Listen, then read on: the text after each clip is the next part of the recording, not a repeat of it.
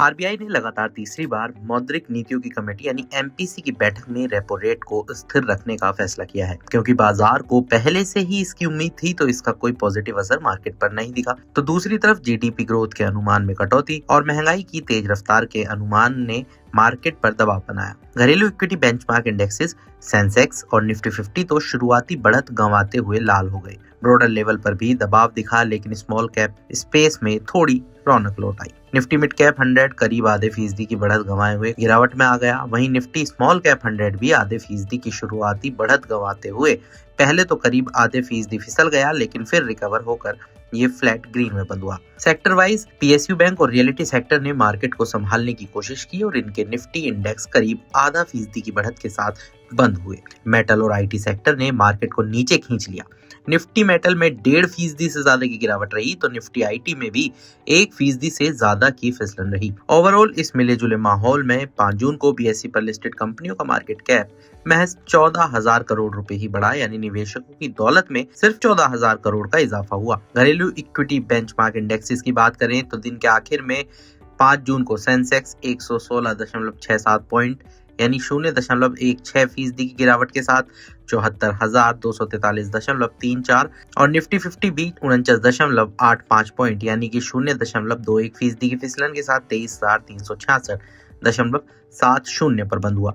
शुरुआती कारोबार में सेंसेक्स 357.56 पॉइंट उछलकर 74,717.57 तक पहुंचा था, जिससे ये 728.82 पॉइंट टूटकर 73,988.75 तक आ गया था। तो दूसरी तरफ निफ्टी 131.90 पॉइंट उछलकर 23,516.35 तक पहुंचा था, जिससे ये 233.70 पॉइंट गिरकर 23,282.65 तक आ गया था। एक कारोबारी दिन पहले यानी 4 जून 2026 को बीएसई पर लिस्टेड सभी शेयरों का कुल मार्केट कैप 4,61,45,280.533 करोड़ था। सेंसेक्स पर 30 शेयर लिस्टेड है, जिसमें आज 13 ग्रीन जोन में बंद हुए। सेंसेक्स पर आज सबसे ज्यादा तेजी एचयूएल, अडानी पोर्ट्स और एक्सिस बैंक में रही। वहीं दूसरी तरफ आज सबसे ज्यादा गिरावट ट्रेंट, टीसीएस और टाटा स्टील में रही। कैसी रह सकती है बाजार की चाल? एसबीआई सिक्योरिटीज में technical and derivative research head Sudeep Shah का कहना है कि आगे 23,223 से 23,200 का जोन निफ्टी के लिए इमीडिएट सपोर्ट का काम करेगा। अगर ये 23,200 के नीचे जाता है तो इंडेक्स 23,050 के लेवल तक गिर सकता है। ऊपर की तरफ 23,530 से 23,550 का जोन इमीडिएट रेजिस्टेंस का काम करेगा। अगर ये लगातार 23,550 के ऊपर बना रहता है तो नई तेजी आ सकती है और इंडेक्स 23,700 के लेवल तक जा सकता है। जियोजीत इन्वेस्टमेंट के head of research Vinod Nair का कहना है कि घरेलू शेयर बाजार आज बिना किसी बड़े बदलाव के बंद हुए। मॉनेटरी पॉलिसी का नतीजा उम्मीद के मुताबिक रहा। आरबीआई गवर्नर की ओर से घोषित सपोर्टिव उपायों से रुपए को मजबूती मिली। हालांकि ग्रोथ के अनुमानों में कटौती और महंगाई को लेकर संतुलित नजरिए के कारण निवेशकों ने मुनाफा वसूली की। हालांकि करेंसी में आई तेजी से नियर टर्म में बाजार का सेंटीमेंट बेहतर हो सकता है, लेकिन महंगाई का दबाव और बॉन्ड यील्ड में मजबूती विदेशी और घरेलू दोनों निवेश पर असर डाल सकते हैं। कोटक सिक्योरिटीज में VP technical research Amol Athawale ने कहा कि पिछले हफ्ते बेंचमार्क इंडेक्स में एक सीमित दायरे में उतार चढ़ाव देखा गया। वीकली बेसिस पर निफ्टी 0.75% नीचे बंद हुआ, जबकि सेंसेक्स में 525 अंकों की गिरावट आई। सेक्टर्स में मीडिया इंडेक्स ने सबसे अच्छा प्रदर्शन किया, 6.72% की बढ़त हासिल की, जबकि कैपिटल मार्केट इंडेक्स में सबसे ज्यादा 3.67% की गिरावट दर्ज की गई।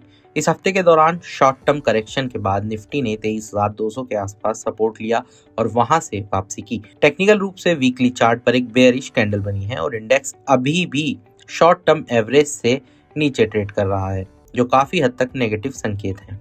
अमोल अठावले का मानना है कि 23,200 का लेवल ट्रेडर्स के लिए एक अहम सपोर्ट जोन का काम करेगा। जब तक मार्केट इस स्तर से ऊपर ट्रेड करता है तब तक पुल बैक की स्थिति जारी रहने की संभावना है। ऊपर की ओर इंडेक्स 20 और 50 डे SMA यानी सिंपल मूविंग एवरेज या लगभग 23,700 के लेवल तक वापस आ सकता है। इसके ऊपर निफ्टी 23,900 से 24,000 तक भी जा सकता है। दूसरी ओर 23,200 से नीचे गिरावट आने पर बिकवाली का दबाव बढ़ सकता है। अगर ये सपोर्ट टूटता है तो मार्केट 23,000 से 22,900 के लेवल तक गिर सकता है। सुदीप शाह ने कहा कि बैंकिंग बेंचमार्क इंडेक्स में उतार चढ़ाव बना रहा और ये लगभग 740 अंकों की इंट्राडे रेंज में ट्रेड करता रहा। डेली चार्ट पर इसने दोनों तरफ शेडो वाली हाई वेव कैंडल बनाई है जो मौजूदा लेवल पर बाजार की अनिश्चितता को दिखाती है। खास बात यह है कि बैंक निफ्टी लगातार चौथे सेशन में बढ़त के साथ बंद हुआ और इसमें 0.35% की तेजी आई, जो निचले लेवल पर खरीदारी आने का संकेत है। आगे 54,100 से 54,000 का जोन इंडेक्स के लिए इमीडिएट सपोर्ट का काम करेगा। ऊपर की तरफ 55,000 से 55,100 का जोन एक अहम रेजिस्टेंस का काम करेगा। अगर ये लगातार 55,100 के ऊपर बना रहता है तो 55,400 के लेवल की ओर शॉर्ट कवरिंग रैली शुरू हो सकती है।